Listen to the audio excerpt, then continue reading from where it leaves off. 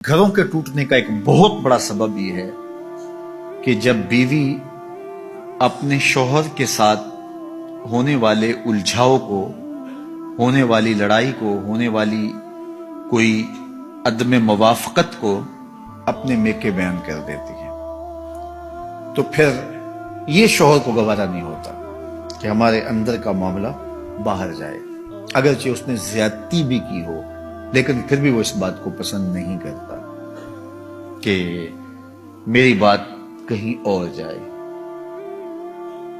انتہائی مجبوری ہو، حالات ایسے ہو جائیں، وہ ایک امر آخر ہے، لیکن عمومی طور پہ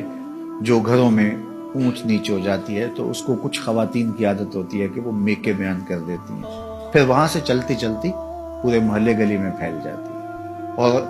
وہ نہ بھی اس پہ بات کر رہے ہوں لیکن لہجوں کی تلخی اور رویوں کا تبدل اس شوہر کو بتا دیتا ہے کہ معاملہ کیا ہوا ہے، جو بات ہوئی ہے وہ کیسے پہنچ گئی ہے، اگرچہ انہوں نے اس کا تذکرہ سسرال نے اس کے ساتھ نہ بھی کیا۔ تو یہ ایک جو ہے وہ انسان کو اللہ نے حساسیت دی ہے، وہ ان چیزوں کو محسوس کر لیتا ہے کہ معاملہ کیا ہوا ہے۔ اور یہاں آج کے زمانے میں تو ہمسائی کو بھی بتا دیا، رشتہ دار کو بھی بتا دیا، وہ واٹس ایپ گروپ بنے ہوتے ہیں، پورے گروپ میں ڈال دیا کہ یہ کیا ماجرا ہوا، اور پھر عجیب رنگ چڑھتا ہے اور خاندان ٹوٹ کے رہ جاتے ہیں اور طلاقیں واقع ہوتی ہیں۔ اگر کوئی الجھاؤ ہو تو وہ میاں بیوی کے درمیان ہو، آج الجھنیں کل نہیں ہوگی، پھر یاد بھی نہیں ہوگی کہاں کہاں الجھا ہوا تھا۔ زندگی میں الجھنیں ہوتی رہتی ہیں میاں بیوی کے درمیان، لیکن وہ الجھن ختم ہو جائے گی تو پھر یاد بھی نہیں رہے گا کہاں کہاں الجھن ہوئی تھی۔ لیکن اگر وہ میکے پہنچ گئی یا سسرال پہنچ گئی، وہ الجھن محلے گلی میں پہنچ گئی، تو وہ ساری زندگی نہیں بھول سکتے، اور کبھی یہ بھولنا چاہیں گے بھی تو کوئی یاد کروا دے گا، تو زندگی کی تلخیاں برقرار رہیں گی۔ اس لیے خاتون کے لیے یہ بہت اہم معاملہ ہے، گھروں کو ٹوٹنے سے بچانے کے لیے، کہ جو ہے وہ کبھی بھی اس معاملے کو آگے نہ بڑھنے دیا جائے۔ میں آپ کے سامنے حضور کا ایک واقعہ رکھتا ہوں۔ ہمارے ہاں تو یہ ہوتا ہے نا کہ بات کہاں سے کہاں پہنچ جاتی ہے، چھوٹی سی بات ہوتی ہے، پھر اس بات کا بتنگڑ بنتا ہے، پھر میکے پہنچتی ہے، پھر میکے سے آگے خالاؤں میں، پھر نانی دادی، پتہ نہیں کہاں تک بات چلی جاتی ہے، اور پھر اس پہ تبصرے شروع ہوتے ہیں، اور پھر گھروں کا چین لٹتا ہے، پھر لڑائیاں بڑھتی ہیں، پھر فساد پیدا ہوتے ہیں، پھر طلاق تک نوبت ہوتی ہے، بعض کا بچے بھی ہوتے ہیں، بچے رل جاتے ہیں بیچارے۔ تو ایسے واقعات روز نگاہوں سے گزرتے ہیں۔ تو یہ ایک بنیادی چیز ہے، جب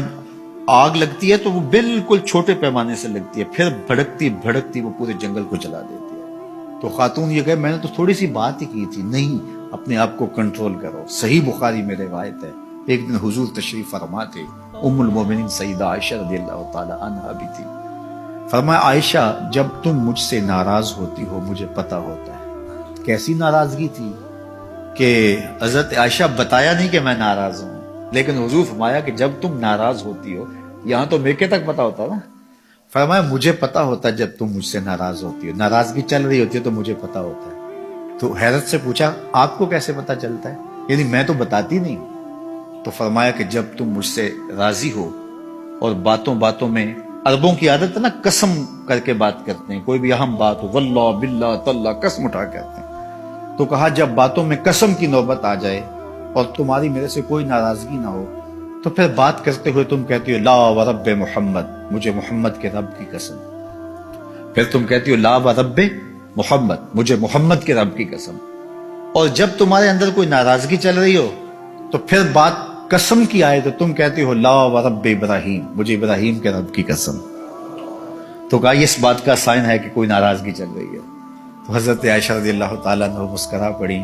اور عرض کی یا رسول اللہ ما احجر الا اسمک، نام چھوڑتی ہوں دل میں آپ ہی ہوتے ہیں، نام چھوڑتی ہوں دل میں آپ ہی ہوتے ہیں۔ آپ دیکھیے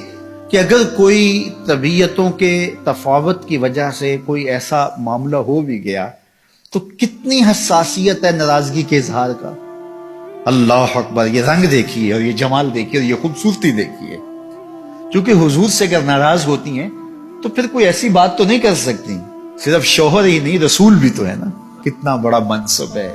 تو اس منصب کا خیال ہے۔ تو کہا کہ عائشہ جب تم ناراض ہوتی ہو تو بات قسم کی آئے تو تم کہتی ہو لا ورب ابراہیم، مجھے ابراہیم کے رب کی قسم۔ تو فرمایا لا احجر الا اسمک، حضور نام چھوڑتی ہوں دل میں آپ ہی بستے ہیں، دل میں ڈیرے آپ کے ہوتے ہیں، دل میں بسیرے آپ کے ہوتے ہیں. تو طبیعتوں کے اندر ایک دوسرے کا اتنا لحاظ رکھنا، یہ پھر طبیعتوں کے اندر بودھ کی بجائے قرب پیدا کرتا ہے.